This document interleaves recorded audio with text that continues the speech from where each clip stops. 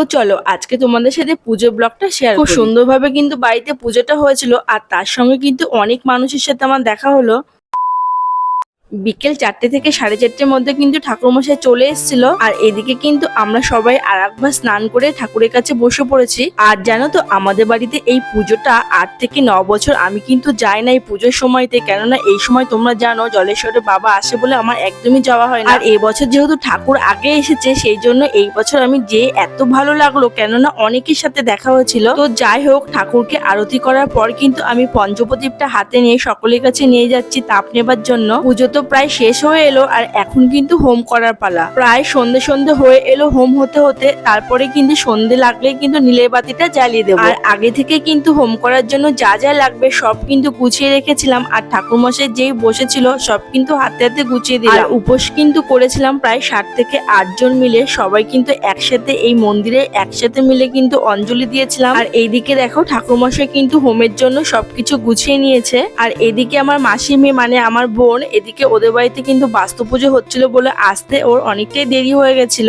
আর কি সুন্দর হোম হয়েছে তোমরা শুধু একবার দেখো। জানো তো আমি বয়স্কদের মুখে শুনেছি হোম করতে বসলে যত নাকি হোমের শিখাটা উঁচুতে উঠবে তত নাকি পুজোটা ভালো হয়। আর মামা বাড়িতে পুজোর সময় কিন্তু হোমের শিখাটা এত উঁচুতে উঠেছিল সেটা তোমরা কিন্তু এই ভিডিওতে দেখতে পাবে। আর জানো তো এখন কিন্তু প্রত্যেক বছর আগে আমাদের ঠাকুর পাল্টানো হতো, আর এখন যেহেতু পাথরের ঠাকুর সেই জন্য কিন্তু একটা কাজ কমে গেছে অনেক। আর এত সুন্দর এই ঠাকুরটা কিন্তু কলকাতা থেকে অর্ডার দিয়ে বানানো হয়েছিল। আর তোমাদের সাথে একটা কথা শেয়ার করি, আমাদের বাড়িতে যে ঠাকুরটা দেখছো এই ঠাকুরটা কিন্তু মন্দির এমনি এমনি হয়নি, এটা কিন্তু স্বপ্নে পাওয়া ঠাকুর ছিল। আমি তো ভেবেছিলাম যে এতটা জার্নি করে গিয়ে ওই দিন উপোস করে এতটা স্ট্রং থাকতে পারবো কিনা। ঠাকুরের কি মহিমা দেখো, আমার কোনো কষ্টই হয়নি। আর আমার ভাই জানো তো সারাদিন একদম নির্জলা উপোস ছিল, কেউ কিছু সারাদিন বলে ওকে খাওয়াতে পারেনি, এক গ্লাস শরবত পর্যন্ত খাইনি। আমরা তো তাও বাড়ির সকলে শরবত খেয়েছিলাম। এবার কিন্তু সকলে মিলে আমরা ঠাকুরের কাছে অঞ্জলি দিয়ে নিচ্ছি। আর তোমরা কিন্তু অনেকেই আমাকে ইনবক্সে কমেন্ট করে জানতে চেয়েছো যে কবে নীলপুজো ব্লগটা শেয়ার হবে, তার জন্য কিন্তু আজকে আপলোড করে দিলাম।